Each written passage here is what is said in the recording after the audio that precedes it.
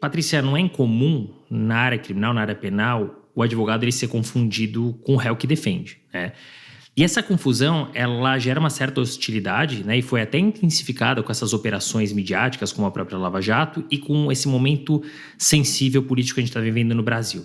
Então, como é que é possível se blindar e preservar a saúde mental? E mais do que isso, como é que você consegue lidar com esse antagonismo existente entre os valores e as convicções pessoais, a sua, né, do advogado, e o eventual crime cometido pelo réu? Como é que você consegue separar essas coisas? Bom, eu acho que, do meu ponto de vista, não há antagonismo, né?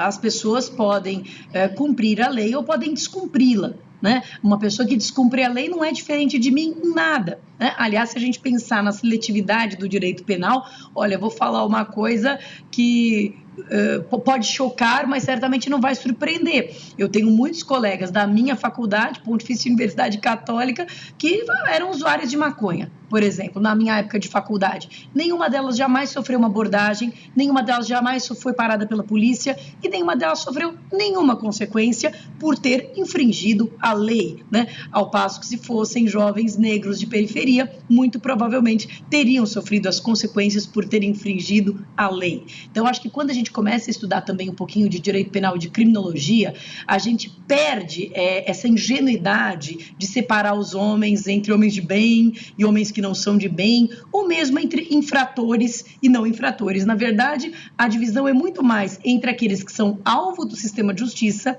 são os clientes preferenciais do sistema de justiça, como falava Zaffaroni, e aqueles que não são, né? Então, dentro da minha convicção pessoal, não há antagonismo, né? A pessoa infringiu a lei, ela precisa ser defendida, tanto para eventualmente provar que ela, na verdade, está sendo acusada injustamente, quanto para que ela tenha uma pena justa, quanto para que ela tenha uma pena altíssima, mas com o devido processo legal respeitado. Então, eu não vejo antagonismo. Agora, alguns casos, de fato, mexem conosco. Somos seres humanos. E alguns casos me chocam, né? E já recusei inúmeros, né? Quando, de fato, me sinto pessoalmente desconfortável com aquela conduta específica ou com aquela circunstância específica, eu tenho toda a liberdade de dizer não, não vou assumir teu caso, não vou ser nem...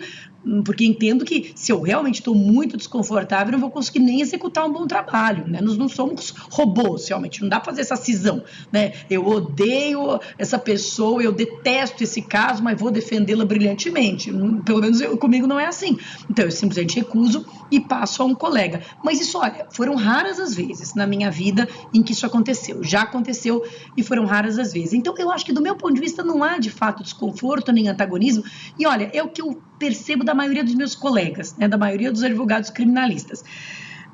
Então, mas em um homicídio, é isso, você como criminalista também se desenvolve um tipo de empatia, um olhar de se colocar no lugar do outro. Falei, será que eu não mataria numa situação como essa? Será?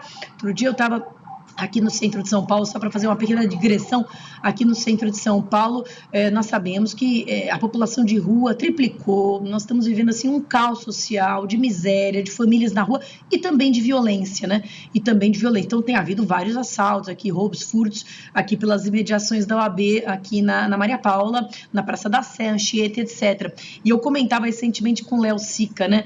Falava, mas você imagina o que é? Por favor, eu não quero passar pano, tá certo? Na criminalidade, mas é a empatia. Eu falava para ele, você imagina o que é você ter um filho com fome?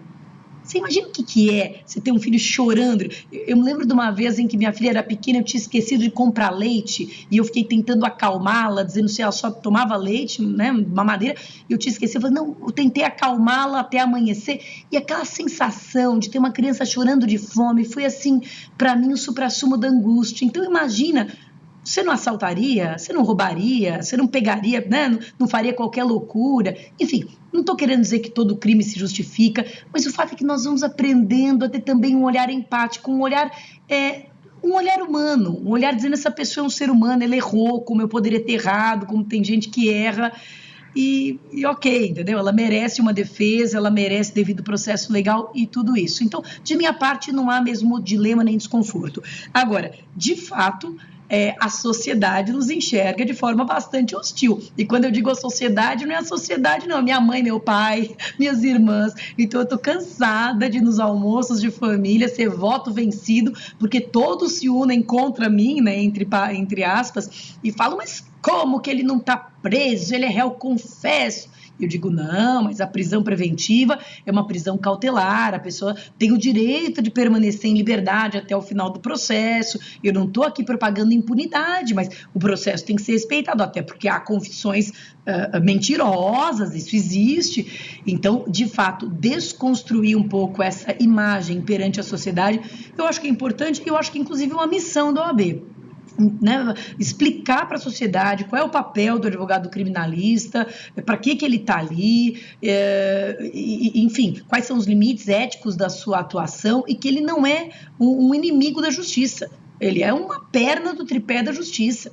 Né? Essa frase aí, bordão, sem advogado não se faz justiça, ela é absolutamente literal, não se faz mesmo, né? Porque se eu não tiver ali uma contraposição à tese acusatória, eu não coloco a tese acusatória à prova. Isso eu estou falando da advocacia criminal, né? Os outros tipos de advocacia são melhor aceitos na sociedade. Mas se eu não tiver, né, o antagonista, eu não posso ter o protagonista. Né? O Ministério Público não poderia brilhar se não fosse o bom advogado do outro lado tentando rebater os seus argumentos. Então, acho que essa campanha eu endosso, eu me engajo, eu acho que ela é importante mesmo, explicar a importância da advocacia criminal e que o advogado criminal não é o criminoso, não propaga a impunidade do criminoso, nada disso.